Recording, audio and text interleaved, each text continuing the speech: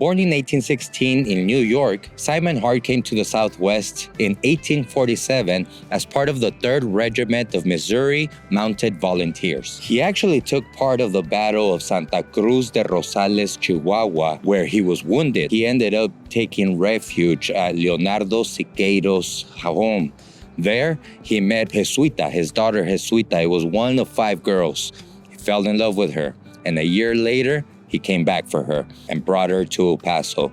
Here, right behind me, was their home. He bought 600 acres, all the way from Eagle Brick now to downtown where Oregon Street is. He bought them for 50 cents an acre. It was an ideal location to develop a mill. He was a pioneer, he was an editor of a newspaper, he was a soldier, and now he was a miller. Leonardo Siqueiros was also a miller in Chihuahua, a flour miller, and was the one that taught Hart. Hart ended up becoming one of the most prominent flour millers in the Southwest and had contracts with the military. He used to provide them a pound of flour for 11 cents. The year after, we have a contract where he provided a pound of flour for 12.5 cents. Hart was the editor of the El Paso Sentinel, and he was a staunch enemy of W.W. Mills.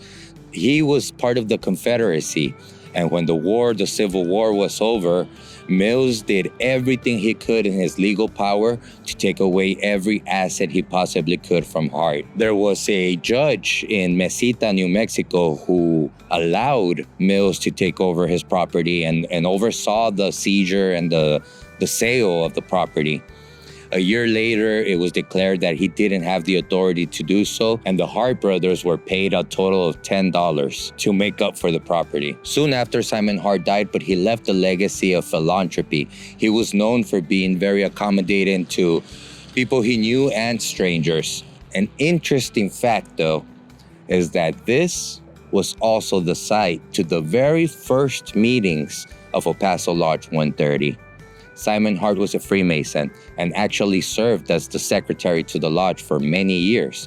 The secretary in the lodge is basically the backbone of the lodge. This is where the very first meetings were held. The Paso Lodge 130 was the first Masonic lodge in the frontier. And the people that have come out of that lodge have truly, truly been responsible for the direction of our city, for the development of commerce, the development of real estate, of education, anything you could imagine. Somehow or another, this small core group of citizens in El Paso really set the pace for El Paso becoming significant in the world map.